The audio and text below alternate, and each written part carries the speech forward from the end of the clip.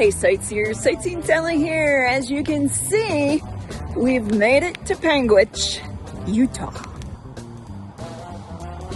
The county seat of Garfield County. This small town is historically significant, having over 375 buildings on the National Register of Historic Places.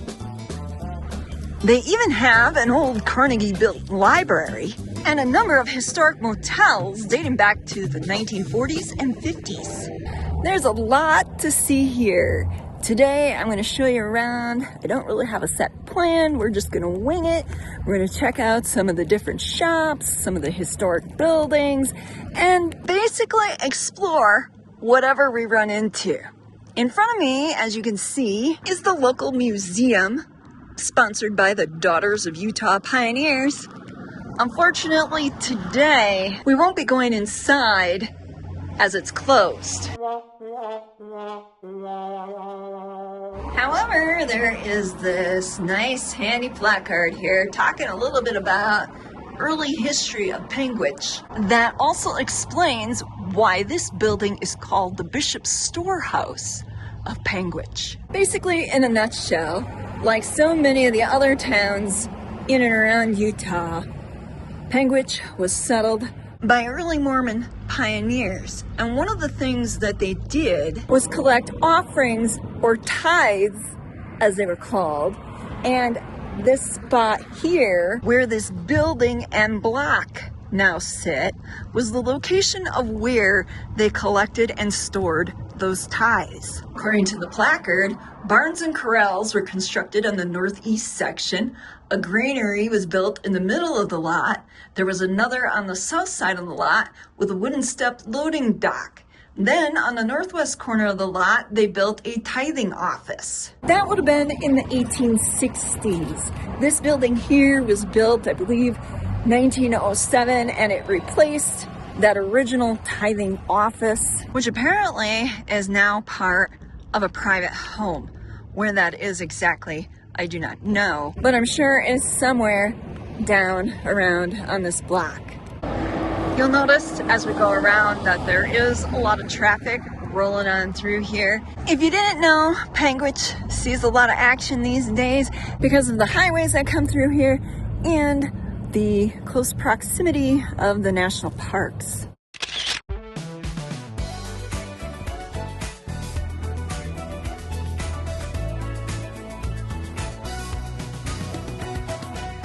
Another building that's on the National Register of Historic Places is the Panguitch Social Hall. Built between 1890 and 1900, for years, this building was heated by a wood-burning pot-bellied stove and lighted by oil lamps. Still in use today, this building has been used over the years for things like balls, social events, dances, high school activities, and more.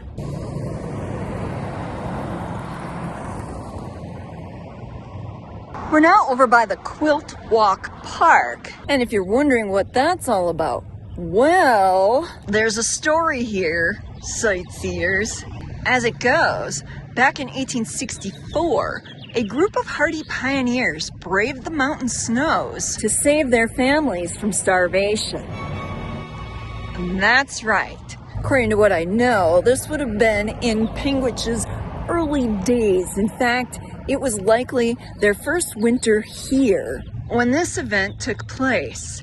Apparently, these early Mormon pioneers had underestimated the severity of the weather in this region, and thus they had run out of food because all the crops that they had planted froze before they could be harvested, and it was just a really rough time for these pioneers.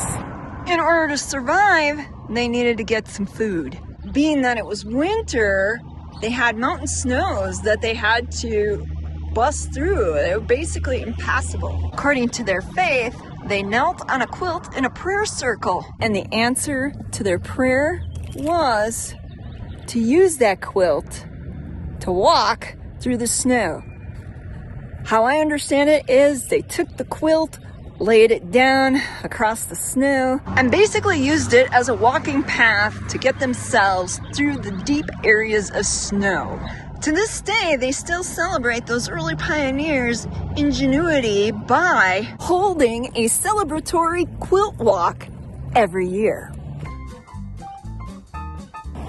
I spy something with my little eye, and it happens to be a Marty, a meandering Marty, checking something out. Let's find out what it is.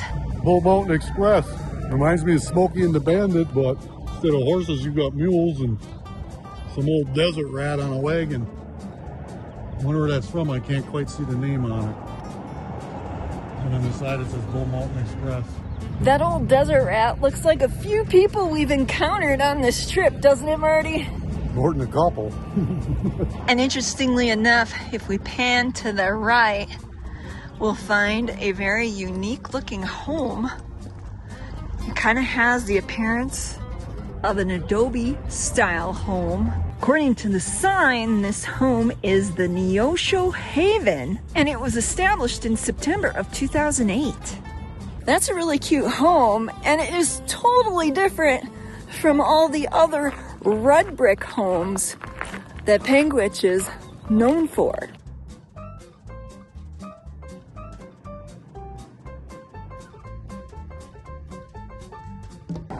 Since we're here, I thought we'd get a closer look at the Purple Sage Motel. It's a number of historic motels here in Panguitch. Here they offer high-speed internet, cable TV, clean rooms, king and queen beds, air-conditioned, and most important of all, great rates. At least if you're cheap like us. Since we're on the subject of the historic motels, I thought I'd show you a few more.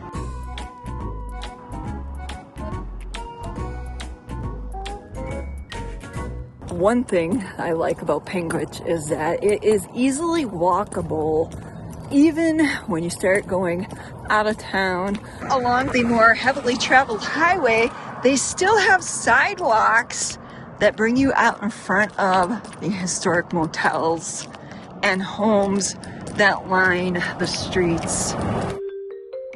We're now up over by the Mormon Pioneer Heritage Park and Visitor Center.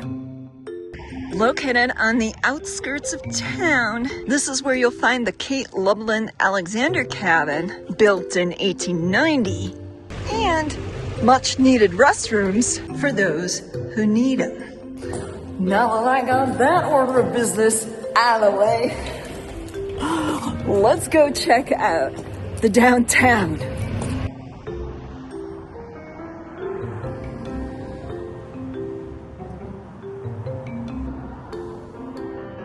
Oh look, the movie theater is opening on May 16th for movies. It appears that they're going to be showing newly released movies shortly after they've been released. So not quite brand new movies, but shortly after released movies. Does that make any sense?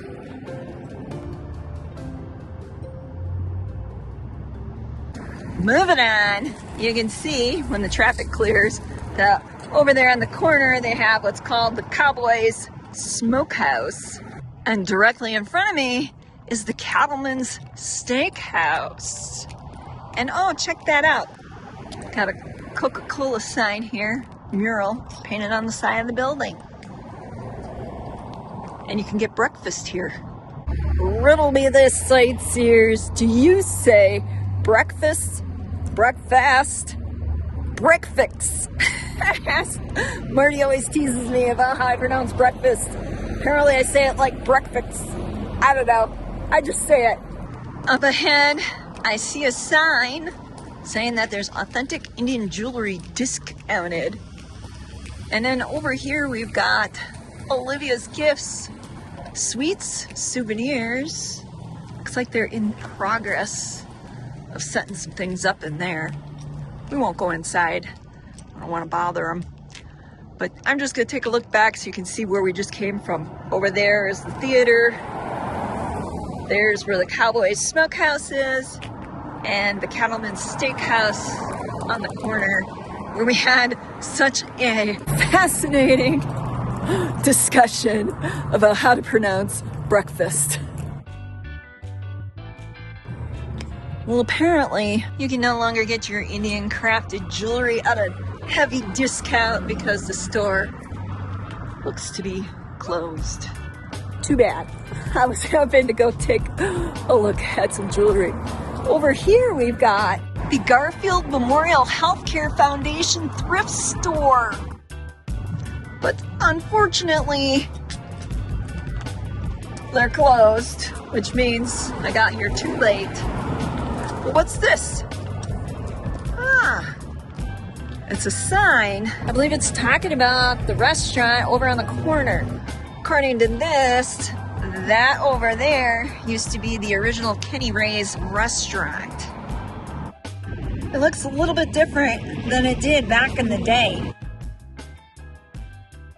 And then, if I'm not mistaken, what is now the Two Sunsets Hotel used to be the historic Panguitch Inn. Yep, 50 North Main, and that's it there.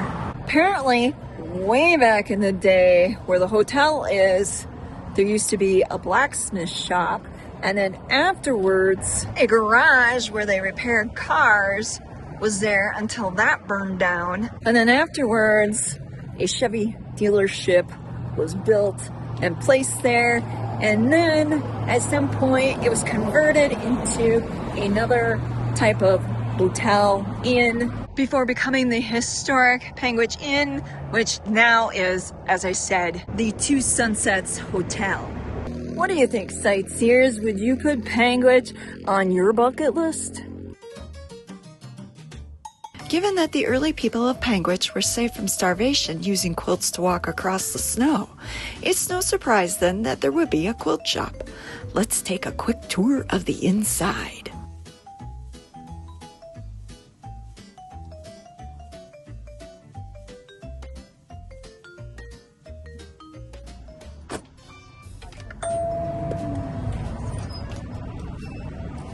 It's hard to tell that this next series of buildings is really unique and interesting to look at.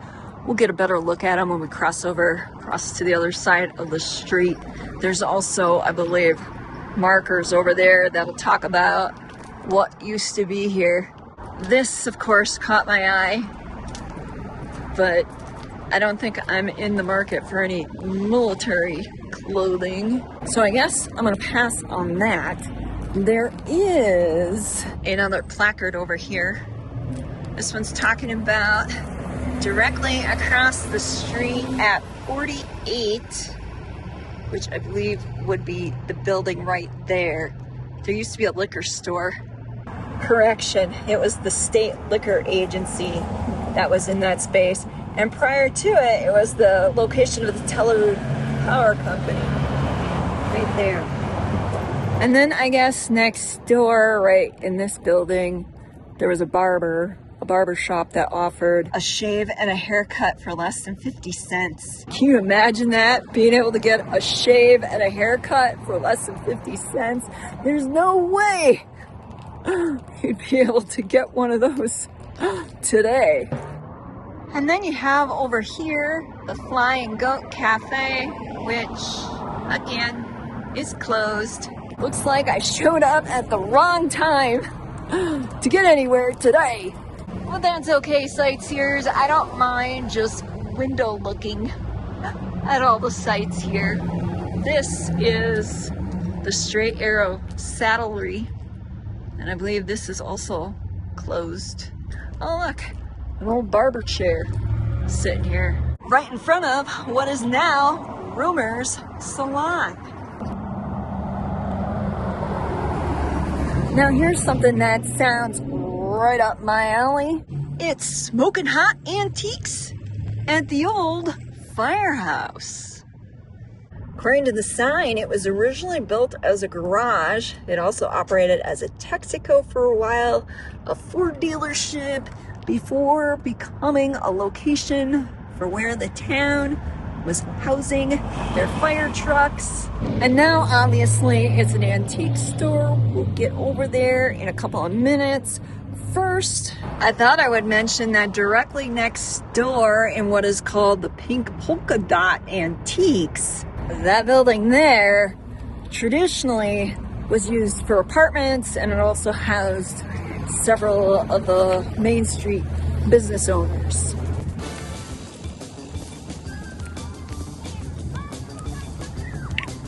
You know what I just realized, sightseers, is there's no stoplight here. Yeah, they got the lights indicating that you need to stop. It's just stop signs. Wow, this town doesn't have any stoplights. And now that I think of it, Heroin, which we visited recently, also didn't have any stoplights. Here you can get a better view of that block of buildings that we were just out in front of. You can see how unique and different they look. This particular storyboard placard talks about some of the smaller buildings here on this end.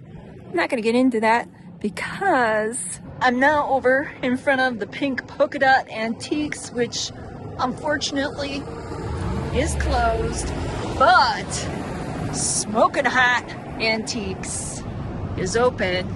And well, I thought it might be kind of fun to go on inside and just take a little look-see.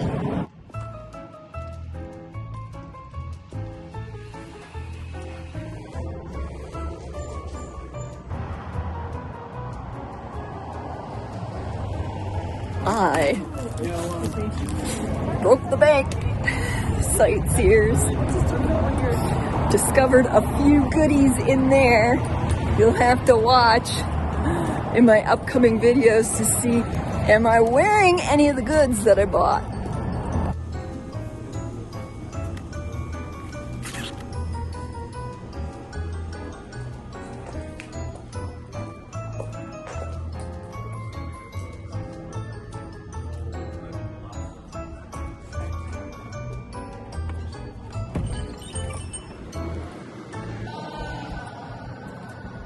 The key to checking out a shop that's closed is to come back when they're open.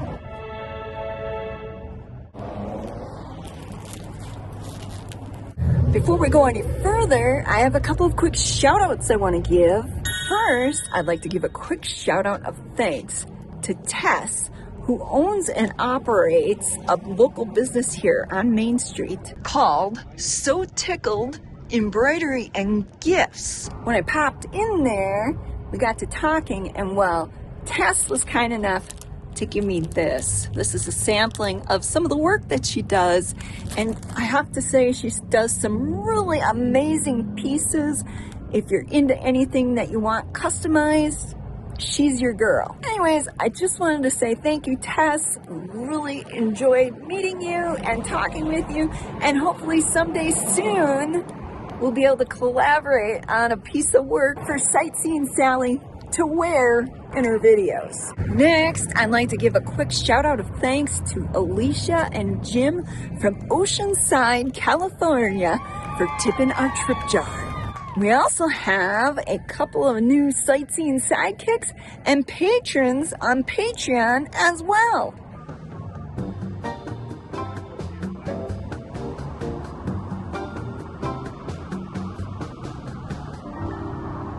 Thank you so much. We really appreciate you helping us get to these awesome places around America. Now, back to exploring Panguitch. Here's something you might find interesting about Thunder Horse's Mercantile, which is that green building with the purple and golden colored accents. According to the placard that's here, its elaborate metal facade was manufactured in St. Louis by the Mesker brothers. And at one time, you could order that metal facade through the Sears Roebuck catalog. How about that? I wonder how many other buildings throughout the United States still have that very same facade. Another very interesting tidbit that I learned from speaking with one of the locals is that, did you know, on this main street here, where the majority of these historic buildings are, that the businesses that are run and operated out of them are mainly run and operated by women? That's right, with the exception of this building here, where you have the Straight Arrow Saddlery and the Cowboy Smokehouse here over on the corner. The rest are all run, operated, and owned by women. By the way, Panguitch's drugstore, once located in the building that now houses the local thrift store, used to sell cherry cokes and a drink called the Wild Horse at its soda fountain. I don't know about you sightseers, but I think I'd prefer the cherry coke over the Wild Horse. Just saying. Another fun fact about Panguitch's downtown is that the building that used to house Lee's Indian store, which once sold souvenirs, gifts, and such, had a pool hall in the basement, a barber shop on the main floor, and a beauty salon up top. In addition to Panguitch's historic district in the downtown, there are a number of other buildings worth taking a look at. Why don't we go do that now?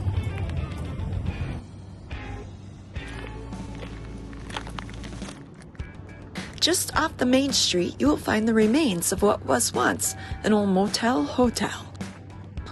Originally built in 1877, the Cameron Hotel, as it was known, provided lodging primarily to trappers and traveling salesmen in its early days. If nothing else, sightseers, if you don't enjoy the different sights to see in the downtown, you can always take a little stroll through the neighborhoods or take a driving tour of the town. Either way, you can't miss out. There's all sorts of historic homes throughout the town. Beautiful sights to see and fascinating history to be learned when you go off the beaten path. Until next time,